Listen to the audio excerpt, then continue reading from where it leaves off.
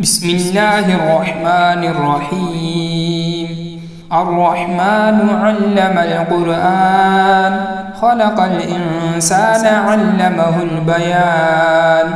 الشمس والقمر بحسبان والنجم والشجر يسجدان والسماء رفعها ووضع الميزان ألا تطغوا في الميزان وأقيموا الوزن بالقسط ولا تخسروا الميزان والأرض وضعها للأنام فيها فاكهة والنخل ذات الأكمام والحب ذو العصف والريحان فبأي آلاء ربكما تكذبان. خلق الإنسان من صلصال كالفخار وخلق الجان من مارج من نار فبأي آلاء ربكما تكذبان. رب المشرقين ورب المغربين فبأي آلاء ربكما تكذبان. مرج البحرين يلتقيان بينهما برزخ لا يبغيان فبأي آلاء ربكما تكذبان. يخرج منهما اللؤلؤ والمرجان فبأي آلاء ربكما تكذبان.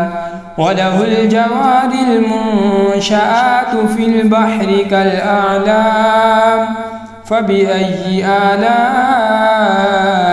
ربكما تكذبان.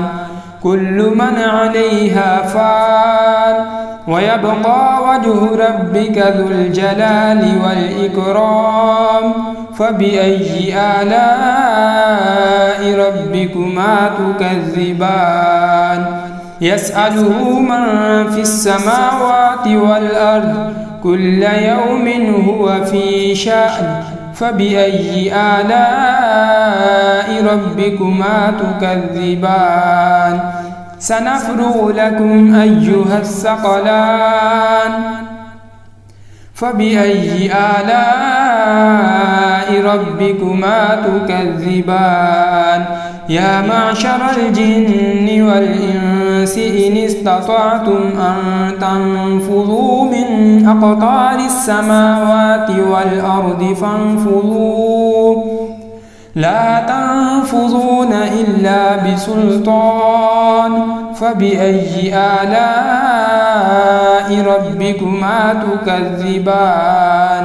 يرسل عليكما شواظ من نار ونحاس فلا تنتصران فبأي آلاء ربكما تكذبان.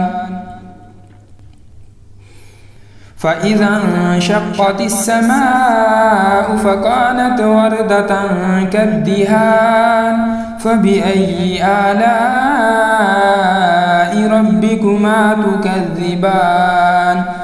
فيومئذ لا يسأل عن ذنبه إنس ولا جان فبأي آلاء ربكما تكذبان. يعرف المجرمون بسيماهم فيؤخذ بالنواصي والأقدام فبأي آلاء ربكما تكذبان. هذه جهنم التي يكذب بها المجرمون يطوفون بينها وبين حميم آن فبأي آلاء ربكما تكذبان. ولمن خاف مقام ربه جنتان فبأي آلاء ربكما تكذبان ذواتا أفنان فبأي آلاء ربكما تكذبان فيهما عينان تجريان فبأي آلاء ربكما تكذبان فيهما من كل فاكهة زوجان فبأي آلاء ربكما تكذبان متكئين على فرش بطائنها من استبرق وجنى الجنتين دان فبأي آلاء ربكما تكذبان فيهن قاصرات الطرف لم يطمثهن إنس قبلهم ولا جان فبأي آلاء ربكما تكذبان كأنهن الياقوت والمرجان فبأي آلاء ربكما تكذبان هل جزاء الإحسان إلا الإحسان فبأي آلاء ربكما تكذبان ومن دونهما جنتان فبأي آلاء ربكما تكذبان مدهامتان فبأي آلاء ربكما تكذبان فيهما عينان نضاختان فبأي آلاء ربكما تكذبان فيهما فاكهة ونخل ورمان فبأي آلاء